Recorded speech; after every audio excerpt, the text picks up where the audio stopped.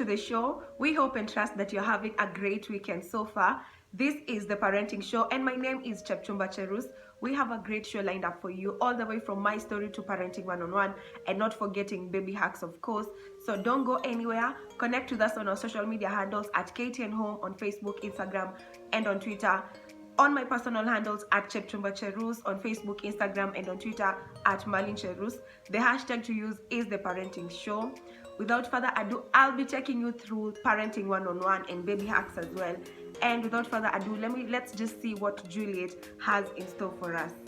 Thank you so much, Chap. I hope you learn a lot from today's show. Remember, this is the show that gives you all the tips in regards to parenting. To start us off is my story. Let's meet our guest.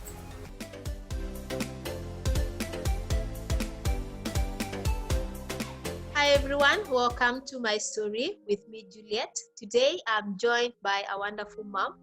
She'll be telling us more about her journey in motherhood, and I'm interested also to hear more from her, so I'm just going to welcome her. Hi Nemo. Hi Juliet, how are you? I'm good to see you. Good to see you too. Wow, Nemo, I know you are a mother, and as mothers we do many things. So someone will be interested to know more about you. So tell us, who is Nemo?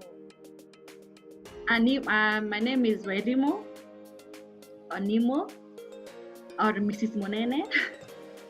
I'm a newlywed, and I have a 4.5-month-old baby girl. I love to travel. I love to swim. Like now with COVID, I can't swim, but I love swimming. I love traveling. I'm a finance analyst, a business performance finance analyst, and I work in one of the leading manufacturing companies in Nairobi, Kenya. Yeah, and I'm a fun-loving, outgoing person, and luckily I found a husband who's also fun and outgoing. So we love to travel together, see new things, open your mind by traveling around and seeing new things. Yeah. Okay. Wow. Interesting. Tell us how it all began and all the mishaps that came along the way in your pregnancy. For me, a short summary is, for me, I was diagnosed with the PCOS, I think about 4 or 5 years ago, polycystic ovarian syndrome, about 4 years ago. I've been on medication since. I even went to India at some point where they said I may not be able to give birth. They said I had a tumor in my brain, pituitary gland, but they couldn't do anything because at the time I was single and they don't like touching it if you're not intending on giving birth at that point, because they are like, if you remove it now and you're not planning on conceiving, it will just go back. So I was put on medication for the last 3 years. I've been on medication 3-4 years. I did one surgery, laparoscopy, Aga Khan. And all this time I was praying to God, because people are always telling me, why are you delaying? You're past 30, you can't get a man right now. Just have a baby and move on. And I was like, trusting God, no, I'm not going to go that route. I believe God has a man for me somewhere, and I'm going to wait, even if no matter how long it takes, I'm going to wait. God will give children, and I will wait. And true and lo and behold, sometime early last year, I met someone who was ready to settle down. Everything went well, engagement, ratio, everything. Then along the way, when you're planning a wedding, I got sick again, went to hospital. I was told, now there's a way you may not have children actually. My husband was very supportive. He told me, I'm not marrying you because of your children, I'm marrying you because of you. So but the doctor advised us to try, just because it may take some time, told us to try. And then eventually, you never know, just try as you move on. And when we tried the first trial, I got pregnant. And after I got pregnant, I was so excited, I couldn't believe it. I tested like 3-4 times. I went to the hospital, every hospital, just please test to confirm. I couldn't believe that I was pregnant. And after the first month, we went to the gynecology for a checkup. And he told me, I'm sorry, but we cannot see the baby. We don't know where the baby is, I'm telling the doctor, but I have not miscarriage, I have not seen blood. Why, what do you mean there's no baby? Like, I can't seem to see the baby. It's like, but don't worry, at least you know you can conceive. So they'll give you something in a few months to conceive again. And I was like, but why is the baby? There's nothing came out. Why is it? And that day I really cried. I was like, how could God give me a miracle and then take it away in less than a month? It was just about almost a month actually. So something told me later in the evening, someone told me, just go do for a second test. You never know. So at night I called all the hospitals that I could go at that time that could allow a walk-in scan. And at the time, that's when I found I think Williamson agreed to give me a test without a walk-in. It was just by luck. I called all the hospitals that had the machine, but at that time, not many had. So I went, I paid, I showed the sonographer, the scan is like, but I can see something tiny. Maybe what you should have said is not visible, but I'm sure there's something. I was like, just confirm. So I went, did a scan, is like, I can't see much, but let's do the other vaginal scan to be sure. I was like, oh yeah, we haven't seen the heartbeat. The baby is very fine. What he should have said was, perhaps it's not clear because it's too early, but the baby is very much there. The joy on my face. At that time, I just changed the gyna, moved to another one, and I think at that time, everything, they gave me medicine to hold the pregnancy. Every month I'd go check to confirm it is still there, because I think it was still in my head when they were told it's not there. So every month, without fail, I did a scan every month to confirm it's still there. And then came COVID, became harder because now with COVID, you cannot go to the clinic every single month. They were like, no, it's not safe for you. So you'd always stay at home wondering, is she moving? Is she not moving? One day she doesn't move, you're paranoid. You are just paranoid. You can't imagine, today I've not felt her. You're like, no, I need to go. The doctor is like, no, you can't come. You're just here last week. With COVID, you cannot keep on coming. So it was a bit tough. I just couldn't wait to deliver so that I can see my baby. So finally came the time to deliver. I was about 39 weeks. It was a clinic for 39 weeks. I went. Then I was like, I'm not feeling the baby the way I used to feel. Then mothers tell you, oh, don't worry, just that the baby is big. But I was like, I know. From that experience never left me. Yeah. So I tell the doctor, no, I can't feel the baby. Then let's check the baby. They did that movement check. They said the baby looks fine, but since anyway you are here, you're at 40, you're 39, it's not different between now and 40 weeks. Yeah. Let's just induce, you deliver. Because you might wait, then things done bad after some time. Mm-hmm. So we went, I was induced for 2 full days. Remember it was on April. Oh my God. 2 days.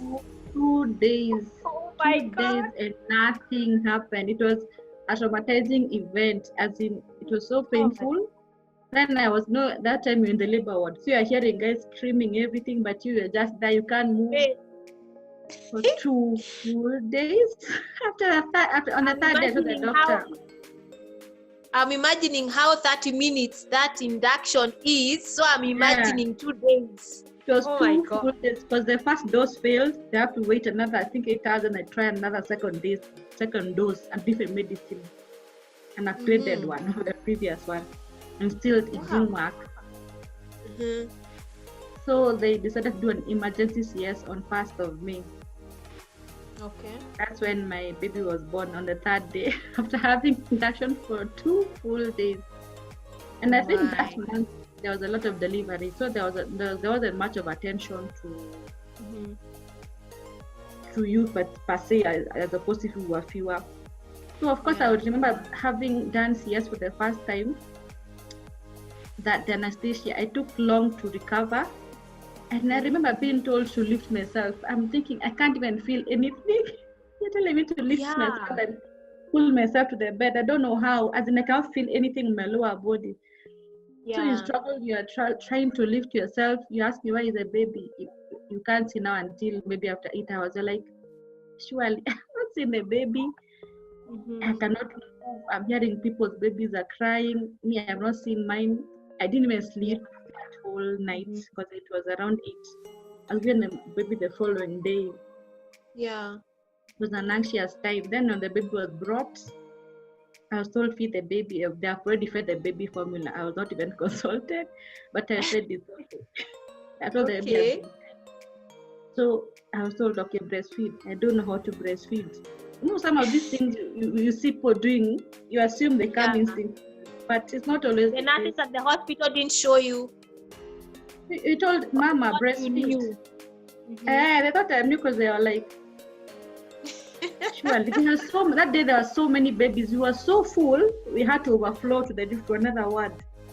That month, I think that month we really were quite a number. Remember, I also had missed a bed, so I had to be put temporarily somewhere before a bed was found.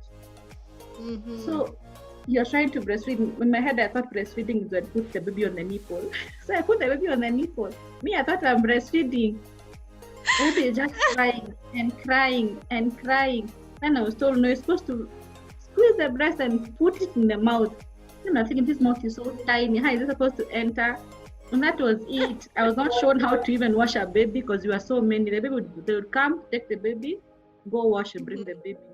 So there wasn't much you were told how do you hold, what do you do. So that's always brought for a clean baby. Then the time came, after around 3 days, we went home. I'm a new mother. There's COVID, so there's no visitors. There's no this mother-in-law coming like African tradition. So let me ask Margaret before you continue. How was the experience during this COVID-19 season? You're pregnant, the transition of giving birth at the hospital. How was the care at the hospital? Were the nurses working as usual? Was there attention from moms, other moms who are also pregnant? How was it?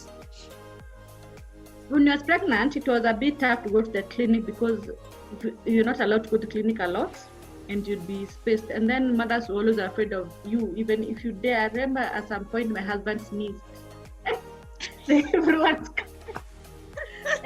scattered. Everyone looked at him. I had to tell him, please censor your sneezes because you might be whisked away thinking we have COVID. It was a tricky time. It was so difficult to. Clinic was such a hard. It was a hassle. You had to book an appointment. If you miss your time, you can't go. And you're thinking, oh Lord.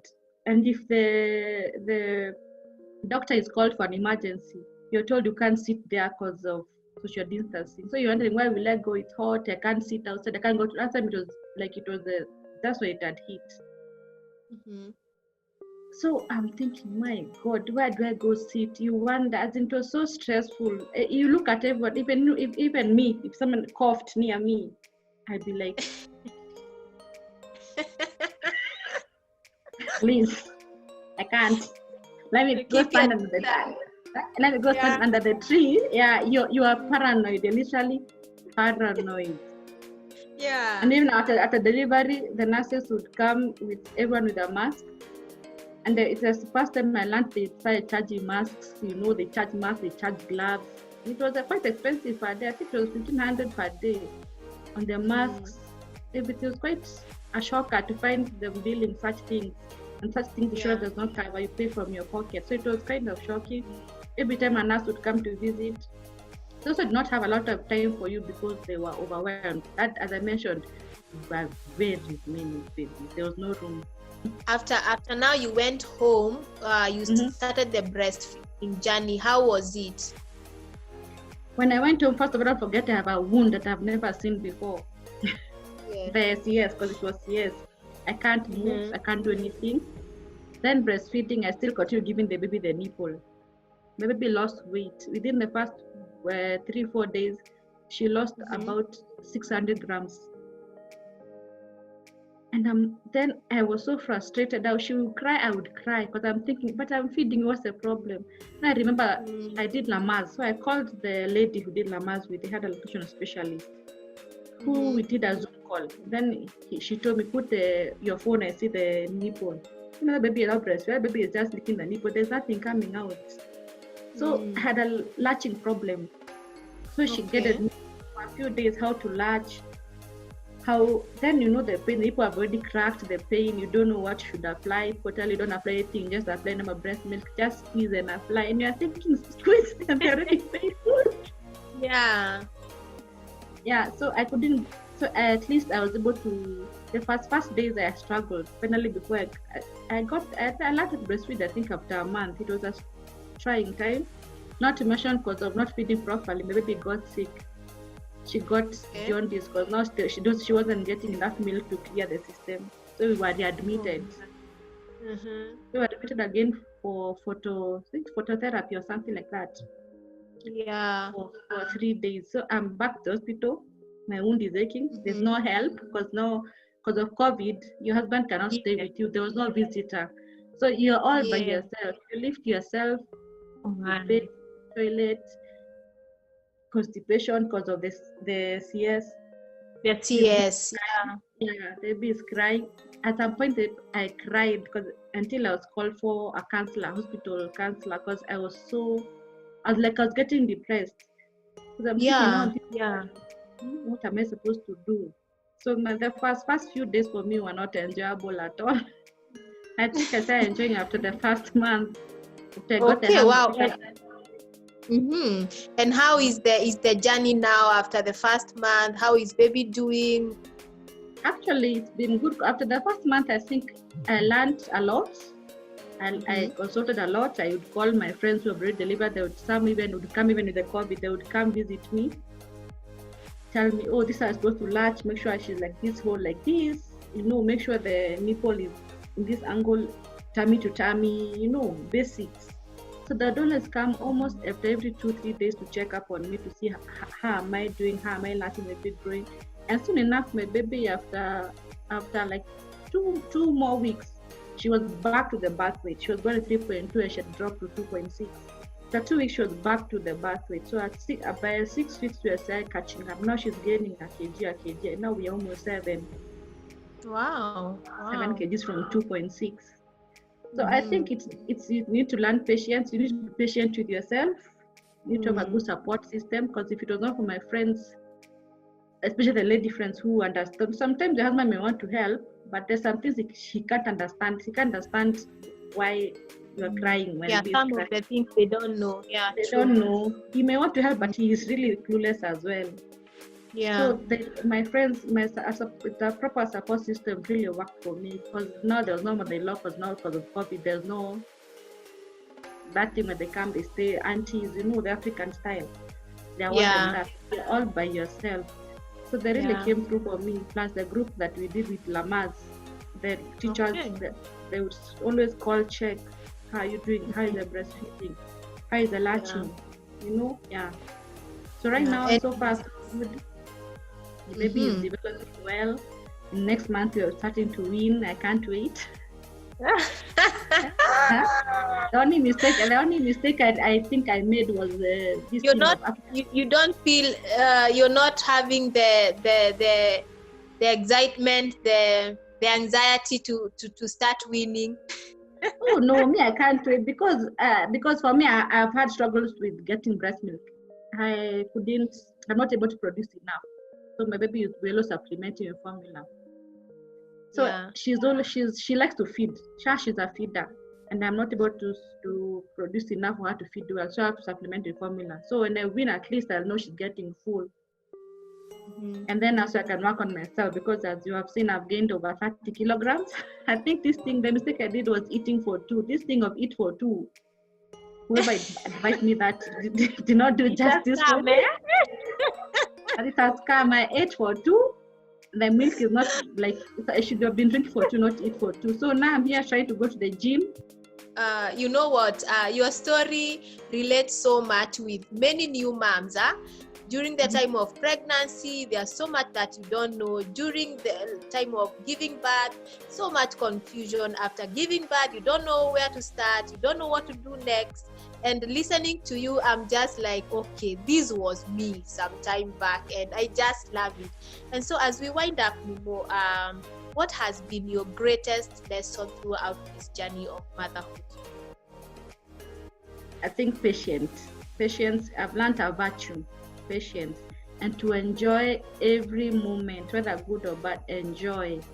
Even when she's waking up to cry, enjoy it. It's a stage you are passing through. So just enjoy, live the moment, don't rush it. Just enjoy everything, even no matter what is going around you. This is a human being depending on you. She picks from your aura. She can tell when you're happy and you're sad, and she can react to that. So I think for me, what I've learned, because I'm not a patient person, what I've learned is just be patient with yourself, with the baby, relax, and just enjoy the process. Nemo, having been told that you're not in a position to give birth, and now you have your bundle of joy, I know many moms out there have been in a similar situation, and some have not even gotten to have their babies. What kind of encouragement would you tell them? Tell them not to lose hope. Always believe in yourself, no matter what tells you. Like I was telling people, always tell you, just try and start adopting. Just believe in God, don't give up. And for the moms, don't make others who haven't given birth feel bad. Always be sensitive. Don't be so harsh on them. Like, people give you some funny comments that can be quite harmful. So sometimes if someone does not have a child, don't be so quick to judge and start blaming them, or you never know what someone is going through just because they're quiet. So as in, always, some things never ask someone. They always say 2 things that don't ask someone. Why you're not married, or why don't you have kids? You don't know what someone's going through. So to encourage someone, there's always try. Like me, I tried everything, but eventually God came through, because even I didn't conceive with medicine, despite me taking medicine all those years. Wow. I had just been told what to take that month, and I was supposed to start after my menses came. But before they came, I got pregnant, so I didn't even get to take the first dose of that fertility drug. So it's God. I think it's God. I cannot say anything. It's God. So I think God, it's a miracle for me. It's a miracle. So I would say, don't give up. Have hope. Yeah, just believe. How did you deal with those negative comments from other people around you? At times it's tough. It's like, I can't say you can block it completely. At times there are those that you can block it, but there are those that will really hit you hard, that you sit and wonder, gosh, what did I do? Am I not woman enough? But eventually you lift yourself, give yourself spirit. You tell yourself, you know what? My time will come. We are not all equal at this. It's not competition. Everyone is by their own time. Others are 20, others are 30, others are 40, others are 50. We are not a competition. So eventually my time will come. So I just learned to block those negative energy. I just blocked it. Anyone who's negative, I'll just cut you off. I don't even want to. I only associated myself with people who are always encouraging you, telling you, giving you positive energy. You need a positive vibe. You don't need negative energy. So on the work, you don't need any more negativity being drilled into True. Wow. Thank you so much, Nemo, for sharing with us. Actually, I just feel excited because you've reminded me of so many things that I also went through. And I also know many moms, we go through these things. That confusion galore. Quite extremely confusion galore. Completely, you don't know initially. You think you know, but I think that things should be taught in the Bisha. I think the Bisha should be changed from just giving you diapers and gifts to actually talking and giving you advice on what to do and baby comes. Because the confusion I got, my God. Yeah, that's true. That's nice. You are at the hospital bed and the nurse just tells you, breastfeed the baby, and you are like, okay, how? But anyway, I say motherhood is a beautiful journey, and we learn. Each day is a learning day. It doesn't come with a manual, and at the end of the day, it's all by the grace of God that we pull through, because it's not easy. So thank you so much, and I wish you all the best in your journey, in your marriage, and we hope to keep interacting even after this. So enjoy the rest of your afternoon. Yeah, you too. Okay, thanks. Okay, bye. That has been my story. Very inspiring. For now, we are going to take a short commercial break. Do not go away.